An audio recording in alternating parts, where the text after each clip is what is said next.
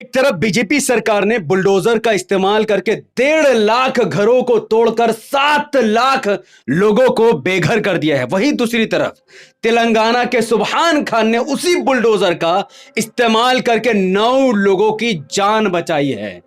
सुभान खान की इस बहादुरी पर ओवैसी साहब ने दिया बड़ा इनाम और बुलडोजर एक्शन पर बीजेपी सरकार को लेकर सुप्रीम कोर्ट का बड़ा ऐलान। पूरी वीडियो को विस्तार से समझेंगे और जानेंगे उससे पहले अस्सलाम वालेकुम रहमतुल्लाहि व बरकात। अल्लाह के नाम से शुरू जो बड़ा कृपालु और अत्यंत दयावान है। मैं हूं मोहम्मद हफीज अंसारी और आप देख रहे हैं द पॉलिटिकल। तो भारतीय जनता पार्टी की सरकार जब से बनी है हमारे देश में, तब से लेकर अब तक बीजेपी ने कुल मुसलमानों के 1.5 लाख से ज्यादा घरों पर बुलडोजर चला दिया है, जिससे लगभग 7 लाख से ज्यादा लोग प्रभावित हुए हैं। और इन 1.5 लाख घरों में ज्यादातर घर मुसलमानों के थे। शक के बुनियाद पर इल्जाम लगाकर बुलडोजर का ऐसा इस्तेमाल योगी आदित्यनाथ ने किया कि मुसलमानों की हंसी खुशती लाइफ को बिगाड़ कर उन्होंने लग दिया। चलते हुए बुलडोजर पर किसी भी विपक्षी नेता ने कभी कोई आवाज नहीं उठाई।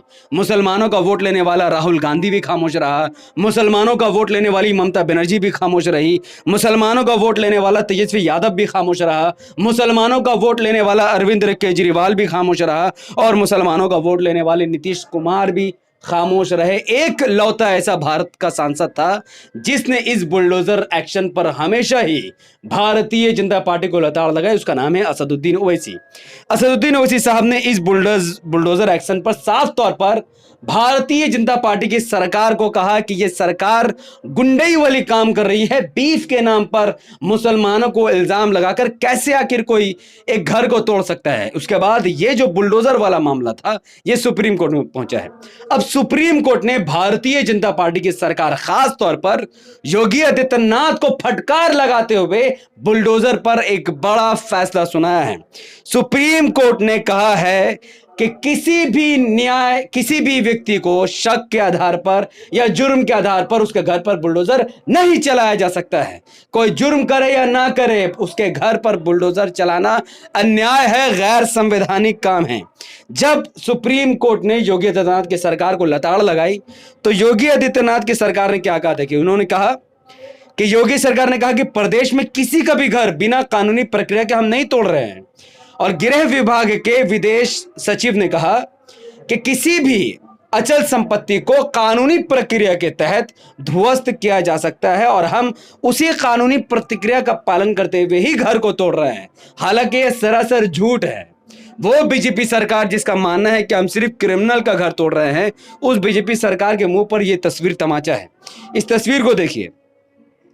आईआईटी बीएचयू में गैंग रेप करने वाले 3 आरोपी जिनको सीसीटीवी फुटेज में देखा गया और कोर्ट ने भी माना है कि इन्होंने गैंग रेप किया, इनके घर पर भारतीय जनता पार्टी की सरकार, योगी की सरकार ने बुलडोजर नहीं चलाया। क्यों जानते हैं?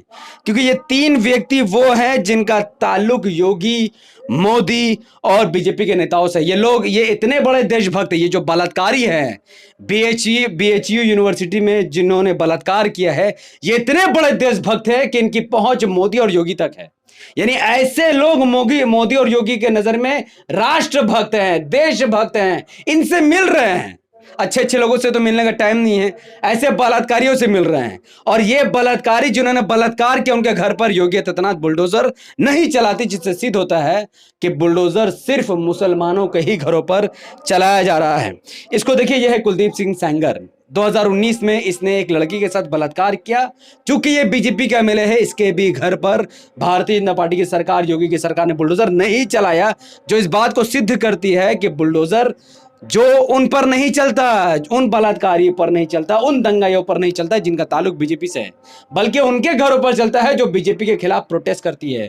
नुपुर शर्मा के खिलाफ प्रोटेस्ट करने वाले मुसलमानों के घरों पर यूपी में बुलडोजर चलाएगा। तो सुप्रीम कोर्ट के सामने ये तमाम मुद्दे वकीलों ने रखे होंगे, जिसकी बुनियाद पर सुप्रीम कोर्ट ने 17 सितंबर 2024 को अब इस मामले पर अगली सुनवाई और फैसला देने का ऐलान किया है। तो 17 सितंबर को सुप्रीम कोर्ट बुलडोजर एक्शन पर अपना बहुत बड़ा फैसला लेगा और योगी सरकार को घुटने पर आना होगा। अब दूसरी तरफ सुभान खान, यह वो व्यक्ति है जिसने बुलडोजर का इस्तेमाल करके किसी का घर नहीं तोड़ा है, बल्कि बुलडोजर का इस्तेमाल करके सुभान खान ने 9 लोगों की जान बचाई है।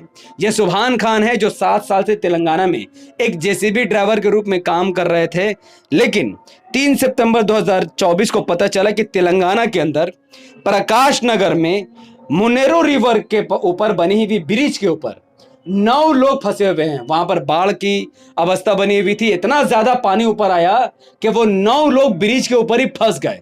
ना कोई उनकी मदद कर पा रहा था, ना कोई उनकी रेस्क्यू कर पा रहा था, सब ने उनको उनके हाल पर छोड़ दिया। तभी रात के 11:15 में सुभान खान की एंट्री होती है और उसने कहा कि मैं अपने बुलडोजर से इनको बचाने के प्रयास कर सकता हूं।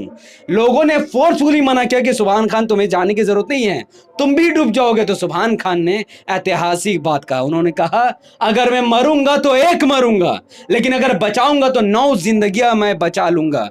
और आखिरकार अपने आप को खतरे में डालकर अपनी हिम्मत और करेज दिखाते हुए सुभान खान ने 9 लोगों को बारी बारी से उस ब्रिज से यानी उस मौत के दलदल से बचा लिया है।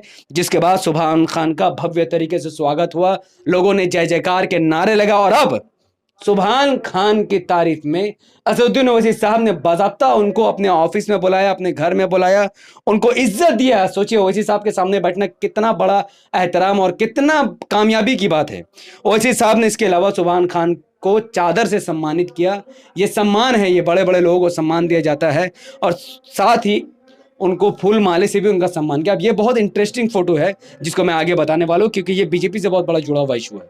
अब ओवैसी साहब ने सिर्फ फूल माले से उनका स्वागत नहीं किया, बल्कि असदुद्दीन ओवैसी साहब ने 51,000 रुपए की राशि से उनका सम्मान किया, उनकी मदद की और सीएम रिलीफ फंड के थ्रू तेलंगाना के कांग्रेस सरकार से ये मुतालबा किया कि वो जल्द से जल्द सुभान खान को 9 लोगों के बचाने के बहादुरी के सिले में कम से कम उनको 2 BHK का फ्लैट सैंक्शन किया जाए।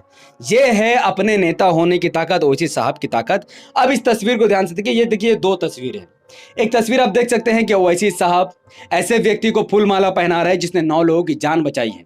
एक तरफ आप एक तस्वीर देख रहे हो जिसमें बीजेपी के मंत्री हैं, यूनियन मिनिस्टर जयंत सिन्हा, जिन्होंने ऐसे 8 लोगों को फूलमाला पहनाया है जिसने मॉब लिंचिंग की है। 40 साल के अलमुद्दीन की मॉब लिंचिंग की है। अब सोचिए, एक तरफ बीजेपी का मंत्री एक मुसलमान की हत्या करने वाले 8 हत्यारों को फूलमाला पहना रहा है, एक तरफ हमारा नेता है, हमारा सदर, हमारी शान है असदुद्दीन ओवैसी साहब ऐसे व्यक्ति को फूलमाला पहना रहे हैं जिसने 9 लोगों की जान बचाई है। ये एमआईएम है जो जान बचाने वाले को फूल माले से स्वागत करते हैं।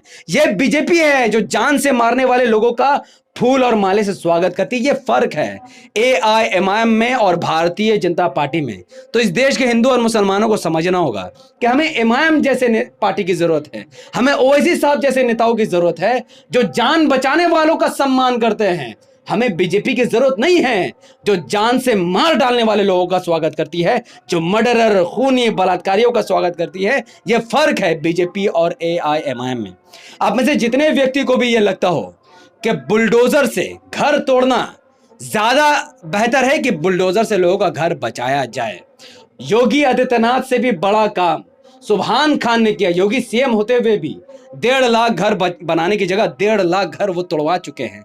लेकिन सुभान खान एक गरीब व्यक्ति, एक जेसीबी चलाने वाला व्यक्ति, उसी बुलडोजर का इस्तेमाल करके 9 लोगों की जान बचा लेता है। यही फर्क है सोच में। सेक्युलरिज्म सुभान खान जैसे सेक्युलर में और योगी आदित्यनाथ जैसे कट्टर में, यही फर्क है। इस वीडियो को भारत के कोने कोने तक पहुंचाने की जरूरत है। यह संदेश है इस वीडियो के माध्यम से कि कैसे हम भारत में हिंदू मुस्लिम भाईचारा बना सकते हैं, हिंदुत्व और हिंदू में कितना फर्क है। आप में से जो भी व्यक्ति इस वीडियो से जरा सा भी सीखा हो और वो चाहता हो कि भारत के तमाम लोग ऐसी वीडियो को देखकर नसीहत हासिल करें, ओवैसी साहब की इंपॉर्टेंट को समझे, एमआईएम की इंपॉर्टेंट को समझे, तो इस वीडियो को लाखों लोगों तक पहुंचाने में मेरी मदद कीजिए। यूट्यूब का एल्गोरिथम कहता है कि जब किसी वीडियो पर लोग लाइक करते हैं, उसके लिंक को व्हाट्सएप, फेसबुक, इंस्टाग्राम पर शेयर करते हैं, अपनी बातों को धड़ाधड़ कमेंट पर रखते हैं, यूट्यूब ऐसे वीडियो को लाखों लोगों तक पहुंचा देता है। तो लाइक कीजिए, शेयर कीजिए, कमेंट करके मुझे बताइए कि इस वीडियो के बाद क्या इमाम को लेकर आपकी विचारधारा बदली या फिर आप आज भी बीजेपी का ही समर्थन करेंगे। अपनी बात कमेंट पर जरूर रखिए। हमारे यूट्यूब चैनल को अगर आपने अब तक सब्सक्राइब नहीं किया तो सब्सक्राइब कीजिए और बेल आइकन को प्रेस कीजिए ताकि मजीद वीडियो का नोटिफिकेशन आपको मिल सके। अगर आप सब इस वीडियो को हमारे फेसबुक चैनल द पॉलिटिकल पर देख रहे थे तो इसे लाइक और फॉलो कीजिए, इसे 5 बड़े ग्रुप में शेयर कीजिए, क्योंकि जब तक आप इसे लाइक, कमेंट और शेयर नहीं करोगे तब तक ये वीडियो लाखों लोगों तक नहीं पहुंच पाएगी। तो हमारा सपोर्ट करते रहिए, पेज को फॉलो कीजिए, लाइक कीजिए, और जल्द ही मिलते हैं अगले वीडियो में। तब तक अस्सलामु अलैकुम वरहमतुल्लाहि वबरकात। अल्लाह की सलामत रहमत बरकात अब तमाम भाई और बहनों पर हो। मैं अल्लाह भी, पीस अपॉन अस।